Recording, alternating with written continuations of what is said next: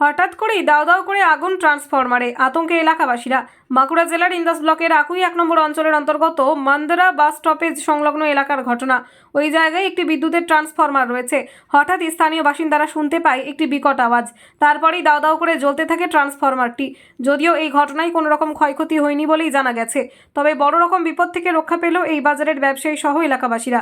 বৃহস্পতিবার বৈকাল 4টে নাগাদ electric office থেকে ট্রান্সফরমারটির মেরামতির কাজ করে যায় বলে জানা গেছে। তারপরেও কয়েক ঘন্টা কাটতে না কাটতেই এই রকম ঘটনাকে কেন্দ্র করে এলাকায় উত্তেজনা ছড়িয়ে পড়ে।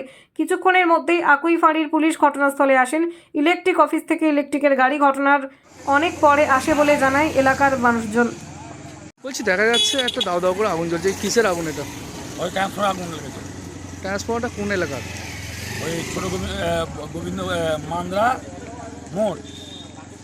বাজার সোনালী এলাকায়, তাই তো? হ্যাঁ হ্যাঁ। তো কিভাবে এই আগুনটা লাগলো? মানে লাইট জ্বলতে তো দাও করে এমনি বাসটা আগুন লেগেছে। তো কোনো ক্ষতি কারোর হয়েছে? না, ক্ষতি কিছু হয় না। এই গাফিলতি কি কার মনে হচ্ছে, এই যে ট্রান্সফরমার জ্বলে গেল আজকে? তাহলে তো আজ যেহেতু বাংলাদেশ স্ট্যান্ডও বাগিয়ে গিয়েছিলো 11টা সাড়ে 11টার সময়, তারপর জ্বলছিল, জ্বলতে তারপর এরকম অবস্থা হয়েছে। বাজারে কারোর ক্ষতি কিছু এরকম? না না, বাজারে ক্ষতি কিছু হয় না। আপনার নাম? শ্রীকান্ত ঘোষ। আপনি এই বাজারেরই ব্যবসাদার? হ্যাঁ, বাজারে